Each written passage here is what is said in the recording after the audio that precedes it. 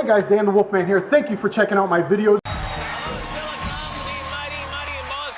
next guest earns a fine living by beating people up. He defends his light heavyweight title versus Daniel Cormier at UFC 178, September 27th, live on pay-per-view. Please say hello to John Bones Jones.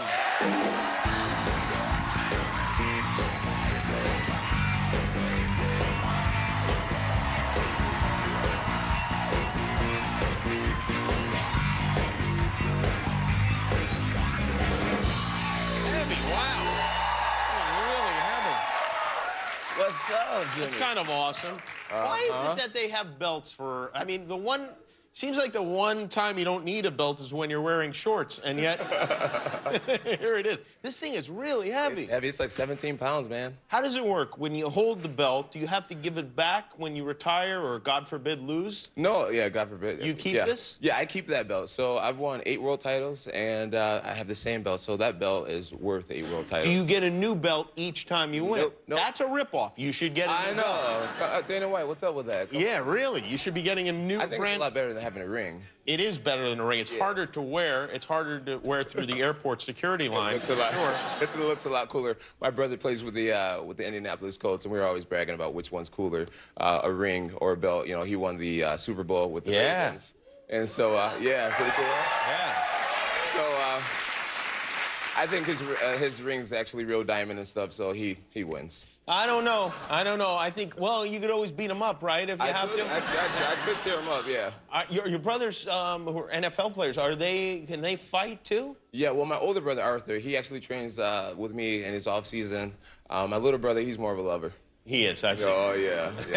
How often do you train? What's the regimen? Well, I train about 4 times a day. Really? Yeah, 4 That's times a day. too much. I think that's too much. I know. Well, it works. I say I don't work out. I outwork. Oh, really? Yeah. Oh, wow. You got a lot of you guys phrases. Like that? Yeah. So what does it consist of? So every morning I'm doing some style of martial art, whether it's like jiu-jitsu, wrestling, boxing, kickboxing.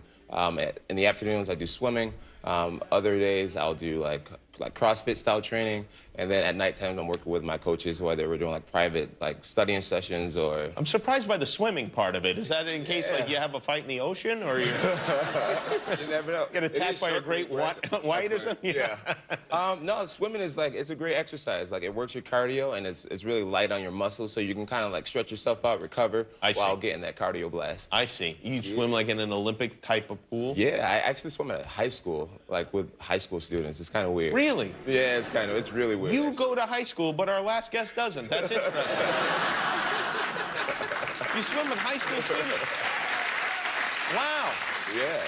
That must be strange for them that you're there swimming with them. It was really weird at first, yeah. Like, I had high school boys trying to take pictures with me in the locker rooms and stuff. Yeah. So I gotta, lock my jewelry up and stuff. You know, you're back in high school. So, yeah, but it's really cool. I love it. The guys are so used to seeing me around now, and they just make fun of me of how bad of a swimmer I am. Oh, they do? Oh, I'm terrible. Oh, you are? They say the worse swimmer you are, the better the workout, because you're, fighting the water the whole time, you know? It's like you're constantly drowning. I'm constantly, yeah, pretty much. They keep me in the shadow end, and I'm doing all right over there. So there was an incident at a press conference. Oh, boy. It was all over everything. Yeah. Well, we have it here. Maybe you can tell us what happened here. It's all you right, let's see and here. Cormier is the guy you're going to fight. And, all right. So this is Dave Schaller, the head of the UFC PR department. Right. His job is to make sure the stare down goes well. And it did not As you can see, that didn't go very well. Why did he shove you? Oh. Yeah, this was terrible. This was terrible. So my opponent, I don't think he's used to fighting these big fights, and he was just really anxious and nervous, and I saw that it was going to be a really intense stare down by the way he was looking across the stage at me. So I'm like, what do you want to do? I'm not going to back up, you know? So yeah. We go head to head, and he karate chops me in the neck. And I can't let that happen in front of him. No, you can't let that happen. I'm being the champion, I got to kind of stand my ground. Yeah. And so next thing you know, people are getting pushed, and it's like a world rumble. Do you think he did it to attract attention, or do you think he meditated it? I don't know. See, I've fought for a lot of world titles. This is his first time, so I just think his emotions got the most of him, and he just reacted, and I reacted. You don't like him, true? I do not like him. You do not like him? At all. Not even a little bit. Why don't you like him? It was so weird, you know, actually, I had no problem with him at first. I met him backstage at a Brock Lesnar versus Cain Velasquez fight, and I heard that he was an Olympic wrestler. And I wrestled at a junior college, won national